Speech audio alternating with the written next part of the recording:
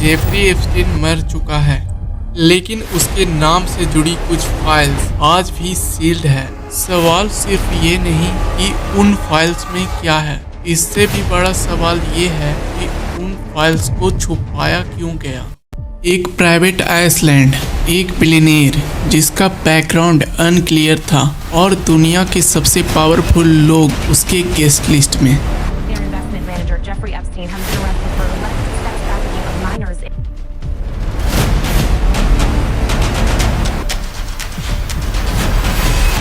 2019 में अरेस्ट हुआ एक ऐसा इंसान जिसने दुनिया भर में एक हेडलाइन बना दी। Convicted sex offender Jeffrey Epstein. Sex offender Jeffrey Epstein. Billionaire Jeffrey Epstein पर आरोप था कि वो अंडर एज गर्ल से जुड़े सेक्स ट्रैफिकिंग नेटवर्क का हिस्सा था। 1 साल के अंदर वो जेल में डेड मिलता है। ऑफिशियली सुसाइड बोला गया, लेकिन पब्लिक के लिए ये कहानी यहीं खत्म नहीं होती।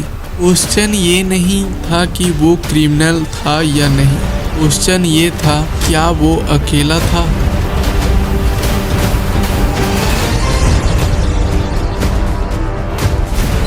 कोर्ट डॉक्यूमेंट के मुताबिक 2005 में फ्लोरिडा पुलिस को एक कंप्लेन मिलती है। एलिगेशन है कि बहुत छोटी लड़कियों को मैसेज के जरिए बुलाया जा रहा था। 2008 में एप्स्टीन ने पीएल डील एक्सेप्ट की, इसके मुताबिक वो छोटे बच्चियों को सेक्सुअल वर्कर बनने के लिए उकसाता था, जिसके बाद उसे 18 महीने की जेल की सजा हुई, जिसमें से उसने 13 महीने जेल में काटी। सेक्सुअल ट्रैफिकिंग के नए आरोप के बाद 2019 में उसे दोबारा गिरफ्तार किया गया और जेल में रहते रहते उसने सुसाइड कर लिया। एप्स्टीन के मौत का कारण न्यूयॉर्क शहर के मेडिकल रिपोर्ट और कोर्ट ने उसकी मौत का कारण फांसी लगाकर सुसाइड बताया है, लेकिन उसी रात सीसीटीवी काम नहीं कर रहा है, गार्ड सो रहे हैं। इतने फेलियर एक ही रात में कैसे? क्या ये सिस्टम की लापरवाही थी या किसी को डर था कि एप्स्टीन कहीं कुछ बोल ना दे? एप्स्टीन का कनेक्शन बिलियनेयर और बड़े पॉलिटिशियन के साथ है। एलिगेशन है कि डोनाल्ड ट्रंप, बिल गेट्स और Indian prime minister Narendra Modi के साथ इसका कनेक्शन है। आखिर क्या छुपाया जा रहा है? क्योंकि एप्स्टीन तो नॉर्मल फैमिली से आता था, इसका कनेक्शन इतने बड़े लोगों के साथ कैसे जुड़ गया? इसे जानने के लिए हमें पहले एप्स्टीन की बैक स्टोरी जानना होगा। एक मिडिल क्लास फैमिली, कोई बिलियनियर बैकग्राउंड नहीं, कोई रॉयल कनेक्शन नहीं, बस एक नॉर्मल लड़का जिसका नाम था जेफरी एप्स्टीन। उसके फादर सिटी पार्क डिपार्टमेंट में काम करते थे, माँ एक होम मेकर थी। एप्स्टीन एकेडमिकली ब्राइट था, मैथमेटिक्स में स्ट्रॉन्ग। उसने एडमिशन लिया क्यूपर यूनियन में, फिर ट्रांसफ़र हुआ न्यूयॉर्क यूनिवर्सिटी में, लेकिन डिग्री कंप्लीट नहीं की। ये डिटेल छोटी लग सकती है, लेकिन आगे चलकर ये चीज़ सबसे बड़ा क्वेश्चन बनेगी। बिना डिग्री के इलाइट फाइनेंस वर्ल्ड में एंट्री कैसे लिया एप्स्टीन ने? 1970 में एप्स्टीन ने जॉब ली मैनहट्टन के prestigious private school Dalton school में। Subject mathematics, qualification officially incomplete. फिर भी वो इलाइट स्टूडेंट्स को पढ़ा रहा था, जिनके पेरेंट्स वॉल स्ट्रीट के पावरफुल लोग थे। यहीं से उसका रियल गेम शुरू हुआ। Networking, connections, influence building. एक स्टूडेंट के पेरेंट्स ने उसको रिकमेंड किया इन्वेस्टमेंट बैंक बियर स्टर्न्स में, और यहीं से शुरू हुआ एप्स्टीन का रैपिड राइज। बियर स्टर्न्स में एप्स्टीन ने ऑप्शन ट्रेडिंग और हाई नेटवर्क क्लाइंट के साथ काम किया। वो फास्ट लर्नर था, कॉन्फिडेंट था, रिस्क लेने से नहीं डरता था। थोड़े ही सालों में पार्टनर लेवल तक पहुंच गया। ये अनयूजुअल स्पीड थी, लेकिन 1981 में अचानक वो इस फील्ड से निकाल दिया गया। ऑफिशियली रीजन कभी भी क्लियर नहीं हुआ। कुछ रिपोर्ट कहते हैं कि कंप्लेन इशू, कुछ कहते हैं कि इंटरनल पॉलिसी वायलेंस, लेकिन सच कभी पब्लिक नहीं हुआ। वॉल स्ट्रीट से निकाले जाने के बाद ज्यादातर लोग स्ट्रगल करते हैं, लेकिन एप्स्टीन ने अपोजिट किया। वो सिर्फ बिलियनियर लोगों के पैसे को मैनेज करता था। Public client list almost none, transparent financial report rare, लेकिन lifestyle, private jets, multiple mansions, Manhattan में luxury town house, private island, income source officially unclear था। ये वही फेज था जहां से इप्स्टीन का पावर बिल्ड हुआ। 1990 से 2000 तक इप्स्टीन ने इलाइट गैदरिंग का रेगुलर नाम बना चुका था। उसका कनेक्शन में शामिल थे former US president Bill Clinton, British royal family के मेंबर प्रिंस एंड्रियो, बिजनेसमैन और future president of America Donald Trump, महान फिजिशियन स्टीफन हॉकिंग। मैं आपको एक इम्पॉर्टेंट पॉइंट बता देता हूँ, इप्स्टीन के साथ कनेक्शन होना क्राइम नहीं प्रूव करता, लेकिन एक फाइनेंशियली मिस्टीरियस पर्सन का इतना हाई प्रोफाइल लोगों के बीच सेंटर में रहना अनयूजुअल जरूर था। इप्स्टीन खुद को दूसरों को मदद करने वाला और साइंस सपोर्टर के रूप में प्रेजेंट करता था। वो साइंटिस्ट को फंड करता था और कॉन्फ्रेंसेस अटेंड करता था, इंटेलेक्चुअल इमेज बिल्ड करता था। इप्स्टीन पीठ पीछे बहुत बुरा था और लोगों के सामने अच्छे दिखने की एक्टिंग करता था। यूएस वर्जिन आइसलैंड में इप्स्टीन का एक प्राइवेट आइसलैंड था जिसका नाम लिटिल सेंट जेम्स आइसलैंड था। मीडिया ने इसे निकनेम दिया प्लेनियर आइसलैंड। यहीं पर सबसे सीरियस एलिगेशन सामने आया। रिपोर्ट के मुताबिक यहाँ पर अंडर एज गर्ल को लाया जाता था। फेडरल इन्वेस्टिगेशन के डॉक्यूमेंट में ट्रैफिकिंग नेटवर्क का जिक्र हुआ।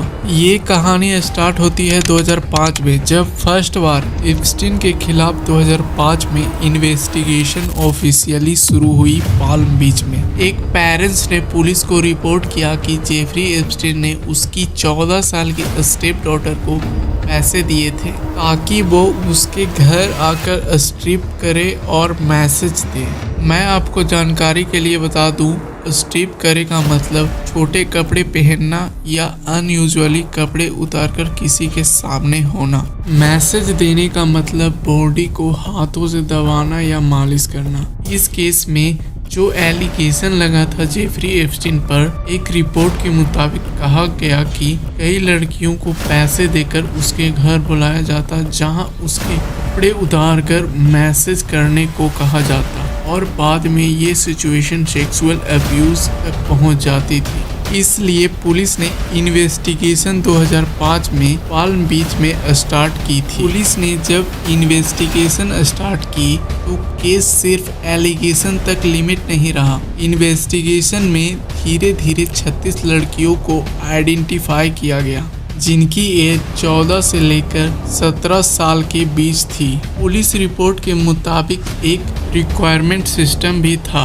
कुछ विक्टिम्स को कहा जाता था कि वो अपनी फ्रेंड्स को भी लेकर आए और उन्हें भी पेमेंट मिलेगा। इस केस ने इन्वेस्टिगेटर को भी हैरान कर दिया, लेकिन जब प्रोसिक्यूटर ने देखा कि केस हो सकता है तो उसी टाइम उन्हें एक प्रॉब्लम नजर आई।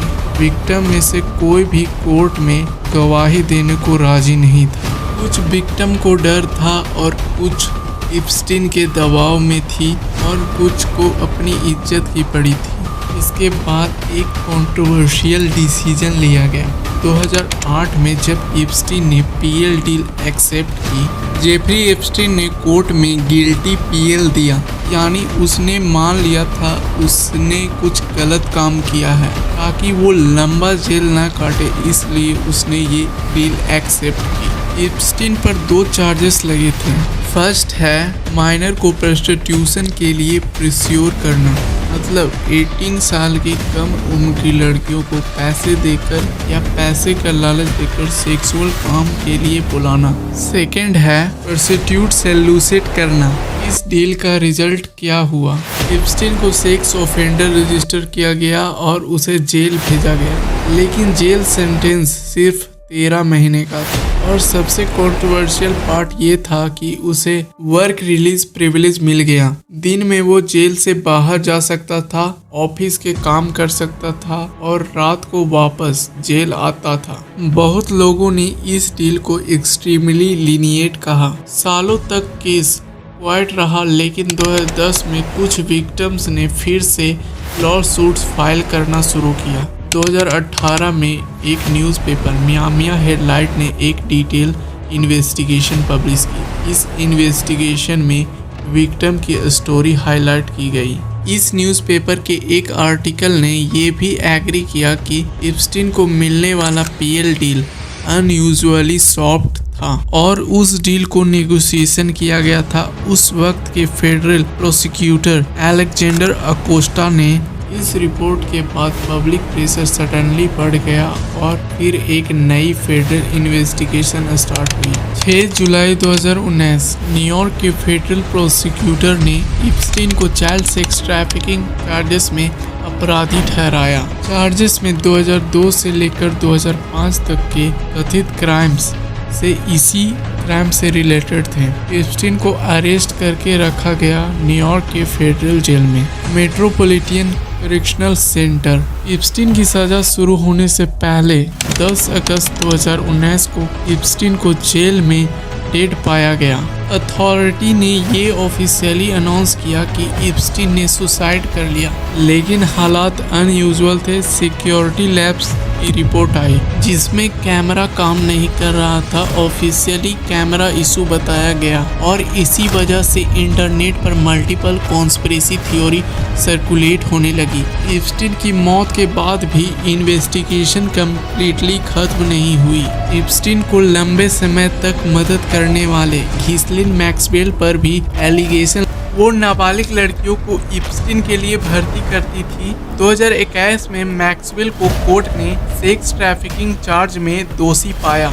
एप्स्टीन के मौत के वक्त उसकी कुल संपत्ति का कीमत था $600 मिलियन के अराउंड। $600 मिलियन को इंडियन रुपीस में कन्वर्ट करे तो ये लगभग 50,000 करोड़ रुपयों के बराबर होता है। जेफरी एप्स्टीन शायद खुद सबसे पावरफुल आदमी नहीं था। हो सकता है वो सिर्फ एक गेट कीपर था, मतलब ऐसा आदमी जो पावरफुल लोगों को एक दूसरे से कनेक्ट करता हो। कुछ एक्सपर्ट का मानना है कि एप्स्टीन के पास पावरफुल लोगों के सीक्रेट हो सकते थे। अगर उसके पास ऐसा सीक्रेट होता तो वो उन्हें प्रेशर या इन्फ्लुएंस के लिए यूज कर सकता था, लेकिन ऑफिशियली ऐसा प्रूव नहीं हुआ है कि एप्स्टीन ब्लैकमेल कर रहा था। फिर भी एक बड़ा सवाल रह जाता है, अगर उसके पास इतने सीक्रेट थे तो वो सीक्रेट अब कहाँ हैं? एप्स्टीन की 2019 में जेल में ही डेथ हो गई। इस वजह से उसका ट्रायल कभी हुआ ही नहीं, और जब ट्रायल नहीं हुआ तो बहुत सी चीजें कोर्ट में ओपनली भी नहीं हो पाई। इसीलिए केस लीगली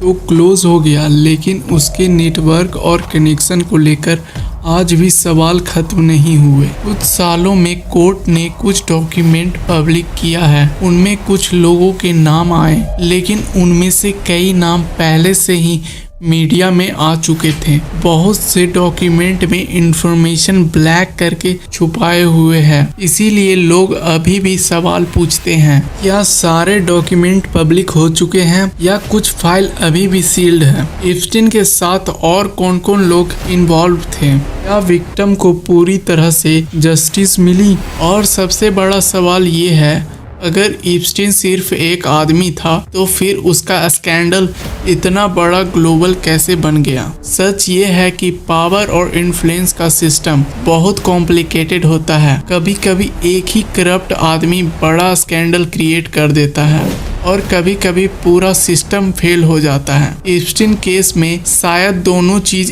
एक ही साथ हुई। विक्टिम्स की कहानी भी रियल है, कोर्ट स्टेटमेंट भी रियल है, जेल सिस्टम की फेलियर भी ऑफिशियली डॉक्यूमेंट में हुई है, लेकिन पूरी पिक्चर क्या है ये आज भी क्लियर नहीं हुआ है। और जब तक सारी फाइल कंप्लीटली ट्रांसपेरेंट नहीं होती तब तक लोग सवाल पूछते ही रहेंगे। ये वीडियो कॉन्स्पिरेसी स्प्रेड करने के लिए नहीं था, ये वीडियो पावर और अकाउंटेबिलिटी को क्वेश्चन करने के लिए था। अगर आप भी चाहते हो कि ऐसी डीप इन्वेस्टिगेशन कंटेंट और आए, वीडियो को लाइक करके चैनल को सब्सक्राइब करो और कमेंट में लिखो ट्रांसपेरेंसी मीटर्स। और अगर आपको लगता है दुनिया पावर, पॉलिटिक्स और मनी से कंट्रोल होती है तो मेरा नेक्स्ट वीडियो जरूर देखना, जहां हम बात करेंगे सीक्रेट सोसाइटी ऑफ इल्यूमिनाटी के बारे में। उसकी डेविल्स थ्योरी के बारे में।